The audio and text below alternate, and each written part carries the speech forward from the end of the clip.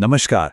आज हम एक ऐसी चीज की पड़ताल करने वाले हैं जिसे हम रोज देखते हैं, रोज इस्तेमाल करते हैं, पर उसके अंदर छिपे जादू पर शायद ही कभी गौर करते हैं। जी हाँ, हम बात कर रहे हैं पानी की। चलिए एक सवाल से शुरू करते हैं। जरा सोचिए, एक रोटी, दुनिया के सबसे खारी जगह यानी डेड सी, और भारत के इतिहास के एक महान नेता, इन तीनों में भला क्या कॉमन हो सकता है? जवाब आपको वाकई हैरान कर देगा।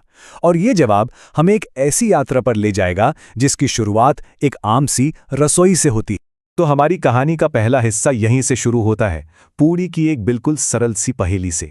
आयशा नाम की एक बच्ची है जो रात के खाने का इंतजार कर रही है, और आज उसकी अम्मी उसका मनपसंद खाना बना रही हैं, गर्मा गर्म पूड़ी और मसालेदार आलू। बस यहीं से सब कुछ शुरू होता है। आयशा ने गौर किया कि जैसे ही उसकी माँ ने बेली हुई पूड़ी को गर्म तेल में डाला, वो तो पहले सीधे नीचे डूब गई, लेकिन फिर कुछ ही सेकंड में जैसे ही वो गुब्बारे की तरह फूली, वो ऊपर आ गई और तेल पर तैरने लगी। पर यह हुआ कैसे? एक डूबी हुई पूड़ी अचानक तैरने कैसे लगी? जरूर फूलने की वजह से उसके अंदर कुछ तो बदला होगा। और इसी एक छोटे से ऑब्जर्वेशन से एक बहुत बड़ा वैज्ञानिक सवाल उठता है। आखिर कुछ चीजें पानी या तेल में तैरती क्यों हैं और बाकी डूब क्यों जाती हैं? क्या ये सिर्फ वजन का खेल है या इसके पीछे कोई और राज है? तो चलिए इस पहेली को थोड़ा और गहरा करते हैं। अब हम कुछ ऐसी मिसालें देखेंगे जो एक दूसरे के बिल्कुल उल्टी लगती हैं, एकदम कॉन्ट्राडिक्टरी। ये उलझन तब और बढ़ जाती है जब हम सोचते हैं कि अरे, लोहे का बना हुआ इतना बड़ा, इतना भारी जहाज तो समंदर में तैरता है, लेकिन उसी लोहे से बनी एक पत्ती जितनी हल्की सुई पानी में डालते ही सीधी डूब जाती है। ये विरोधाभास सच में सोचने पर मजबूर कर देता है ना। इसका मतलब तो साफ है कि किसी चीज का तैरना या डूबना सिर्फ और सिर्फ उसके वजन पर निर्भर नहीं करता। तो बात सिर्फ वजन की नहीं बल्कि बनावट की है, शेप की है। जहाज का जो खोखला और फैला हुआ आकार है वो उसे पानी पर टिके रहने में मदद करता है। चलिए इस पहेली में एक और परत जोड़ते हैं। हमारी दोस्त आयशा ने नहाते वक्त एक और छोटा सा एक्सपेरिमेंट किया। उसने देखा कि साबुन की बट्टी पानी में डूब गई, लेकिन जब उसने उसी साबुन को एक प्लास्टिक की साबुनदानी में रखकर पानी में डाला तो वो तैरने लगी, बिल्कुल जहाज की तरह। साबुनदानी ने साबुन के वजन को ज्यादा जगह में फैला दिया।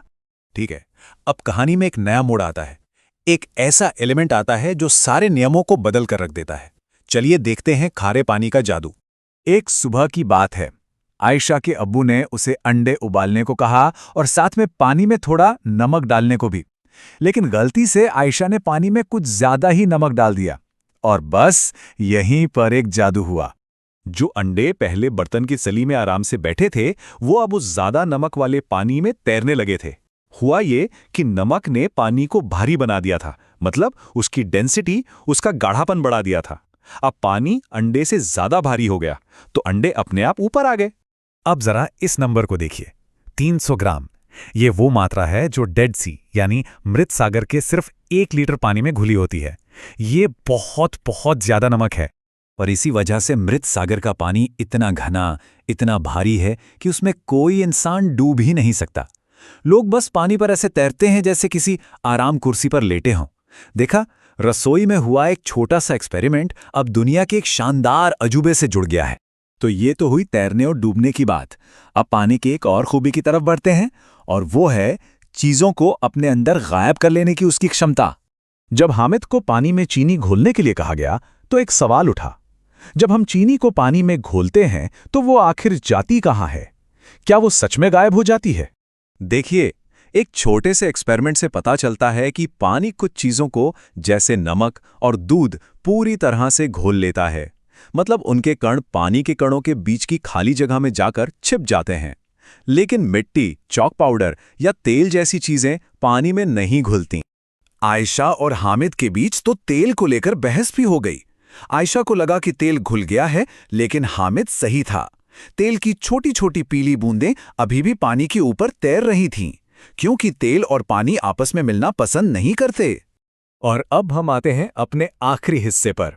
यह हिस्सा पानी के इन सारे गुणों को इतिहास की एक बहुत बड़ी घटना से जोड़ता है। अच्छा, हमने देखा कि समुद्र का पानी खारा होता है, लेकिन सवाल यह है कि उस खारे पानी से नमक बनाया कैसे जाता है? इसका जवाब पानी के एक और गुण में छिपा है। तरीका ना बहुत ही सरल है। समुद्र के पानी को उथले गड्ढों में इकट्ठा कर लिया जाता है। फिर सूरज की गर्मी से पानी धीरे धीरे भाप बनकर उड़ जाता है, जिसे हम इवैपोरेशन या वाष्पीकरण कहते हैं। और पीछे क्या बचता है? सिर्फ नमक। और पानी को भाप बनाने की यही साधारण सी प्राकृतिक प्रक्रिया हमें सीधे भारत के इतिहास के एक सबसे महत्वपूर्ण क्षण से जोड़ती है, साल 1930 के दांडी मार्च से। उस समय ब्रिटिश सरकार ने एक कानून बनाया था जिसके तहत कोई भी भारतीय खुद नमक नहीं बना सकता था, और ऊपर से नमक पर भारी टैक्स भी देना पड़ता था। गांधी जी ने कहा कि ये तो अन्याय है, नमक जो हमें प्रकृति से मुफ्त में मिलता है उस पर टैक्स कैसा?